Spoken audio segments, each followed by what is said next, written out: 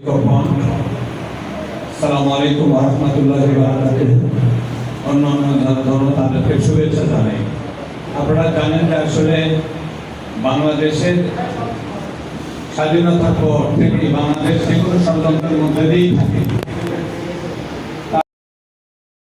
মনে হয় যে আজকের যে হরিদাসকে নিয়ে আলোচনা হয়েছে, হিন্দু ভাইরা অত্যন্ত সুন্দর কথা বলেছেন।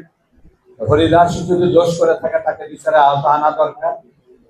এক্ষেত্রে পুলিশ প্রশাসন তারা তাদের কাজ চালিয়ে যাচ্ছে। আমরা জামাত ইসলামের পক্ষ থেকে তাদেরকে সর্বোচ্চ সহযোগিতা আমরা করেছি, সামনেও করব, যেন হরিদাস আইনের আওতায় চলে আসে।